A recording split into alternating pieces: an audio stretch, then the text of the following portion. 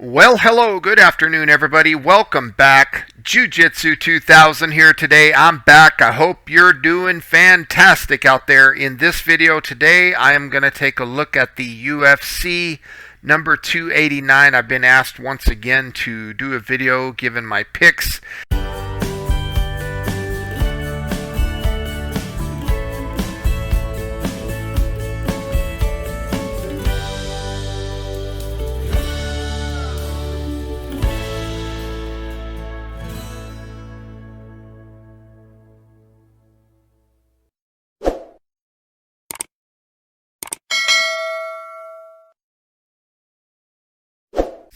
Now, for those of you who are out there who like my picks, please ask for them a little sooner.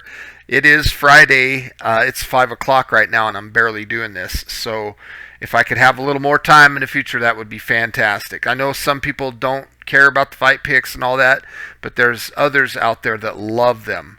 So UFC 289 taking place at the Rogers Arena in Vancouver, Canada. I am only going to give predictions on the main card. This is going to be a pretty good little fight event. Not a stacked card by any means, but it does have a couple fights that are worth mentioning. So we'll start, let's just go down to the prelims. I know I said that I'm only going to look at the main card, but we'll look at the prelims. Blake's going to get it, the American over the Canadian. I don't know anything about those guys. I just think Blake's a dog. China versus Canada. This guy's a hobby. His brother is a really good coach, so I'm going to go with, I don't even know how to say the fellow's first name, but I'm going to go with Sahabi here. I think he's going to get it done. That Chinese dude looks solid, though, and he's got a lot of experience. The two women in the flyweight bout here, you got a Canadian in Jasmine, and Miranda is number 15 on the roster. Miranda is the favorite from the United States. I'm going to go with Jasmine. I'm going to go with the Canadian. It's in her backyard, and I think she gets it done. So now we're going to talk about a pretty important bout in the middleweight division. They're trying to climb into the top 10 here. So you got the number 12 from France and number 14, Chris Curtis from the United States. I'm going to go with the American, Chris Curtis. I think he's going to get it done. He's the underdog, it looks like. So now let's get serious on this one here. We've got a welterweight bout here. We're on the main card now. Mark from Canada versus Eric from the United States. From what I understand, Eric is more of a wrestler. He can strike. He's more of a brawler kind of style in striking from what I've seen. And Mark, being the hometown countryman, it's in Canada. He's the Canadian, so I think he's got a little bit deeper skill set, so I'm going to go with Mark. I'm going to go with the Canadian. He's going to get it done in his home country. The next one, featherweight bout, very nice bout here. Number 13, Dan and Nate. So both from the United States. It looks like Dan is the favorite here. I didn't really care for Nate's energy. I don't know if he's got that much confidence or if he's trying to be confident, trying to convince himself. But I've watched both of these guys scrap before, and I'm going to go with Dan on this one. I just think he gets it done anywhere he wants it, on the feet or on the ground. Now the next one, welterweight bout, you got the Canadian in Mike Mallet versus Adam Fugit from the United States. And I'm going to go with the Canadian Mike. He just, his energy just feels like he's going to get it done. The Adam fella, he's very humble, very quiet, but I just don't see nothing out of Adam that surprises me. I think Mike is going to walk away with that one very easily. The next bout that we see is a very important bout in the lightweight division. You got number 1, Charles Oliveira, the former champion from Brazil. I love Oliveira. He's got the most submission victories in UFC history of anybody in any weight class. I mean, he submits guys, and if he's not submitting them, he's stopping them with his punches and kicks. Versus number 4, Dariush. I love both of these guys, so it's so hard for me to pick one because I feel that whoever wins this fight, they're putting themselves very close to title contention. I think there was some rumbling around out there that said that if Beneil wins, that he gets a title shot. So I don't know how true that is, but One thing that I like about these guys very much is they both give glory to God Almighty. Um, Charles Oliveira, I touched on his submission game. He's got slick jiu-jitsu. And Benil has slick jiu-jitsu too. If I'm understanding this correctly, Benil was 3 times world champion in jiu-jitsu.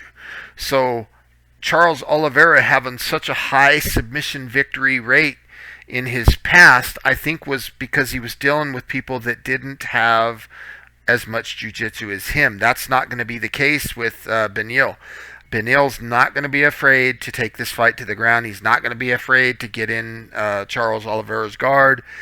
Charles is very crafty at catching submissions, so Benil better be careful. But I think if you want to give the edge in wrestling, I'm going to give it to Dariush. But if we're going to talk about striking, punching, moving forward, Charles Oliveira.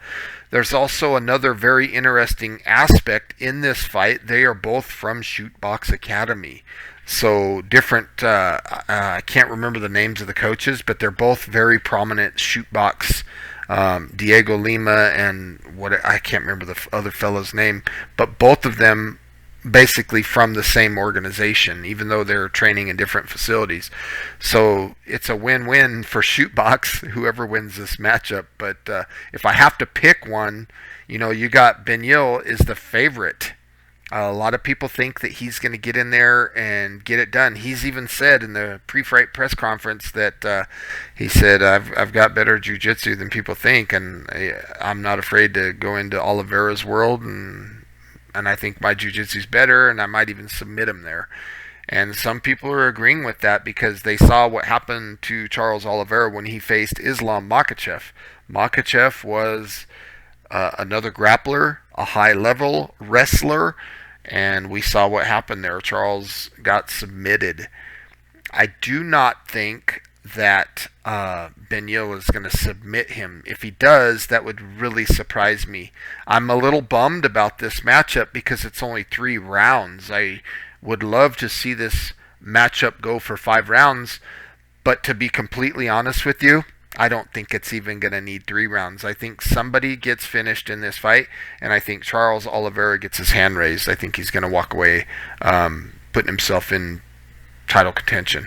So Charles Oliveira is going to get that one, in my opinion. And that's no disrespect to Benil. I love that guy. He's a family man and stuff like that. So, which leads us to the main event of the night. We've got the champion, 2-division champion, Amanda Nunes. She holds the belt at 135 and 145. She freaking cracks with her striking. I mean, when she is on, she is on. She's clearly the favorite here from Brazil, but Irene Aldana, coming from Mexico, training with Alexa Grasso. She trains with Brandon Moreno, and there was another Mexico. Anyway, I can't think of the name off the top of my head, but she comes from champions. Irene does. And Irene has very, very clean boxing. Her stance is good. Her pressure, her blocking ability, her punches, and her fight IQ is very smart. I do think that she is slightly one-dimensional. I'm not saying she can't go to the ground because she's capable there. She's submitted people. But I think Amanda Nunes has a higher pedigree when it comes to going to the ground. So this is a very hard fight to choose. I want to go with Amanda Nunes. I mean, you don't become the women's GOAT and a 2-division champion for being a slouch. She has the work ethic. I think her demeanor is there. There has been some scuttlebutt around that she could retire depending on the outcome of this fight.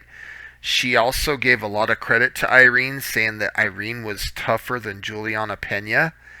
So that's exciting. And Juliana Pena, we saw that she beat Amanda, and then Amanda came back in the rematch and just smoked her. So for Amanda to say Irene is more dangerous than Juliana, we could see Irene get her hand raised. So if I have to go out on a limb and pick one, it would not surprise me either way. But I think this one is probably also going to end in a stoppage, and I think Ann Still, Amanda Nunes, keeps her belt. I think this is going to be great. So, folks, those are my picks for upcoming UFC 289. That's going to take place tomorrow. I hope you guys enjoyed this video. Please drop some comments down below and do me a favor. Let me know. Thumb up.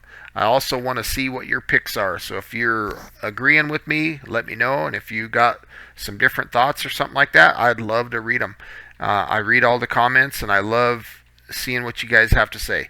So until next time, I thank you for watching. Hope you guys have a beautiful day, and we'll see you on the next one. Bye for now.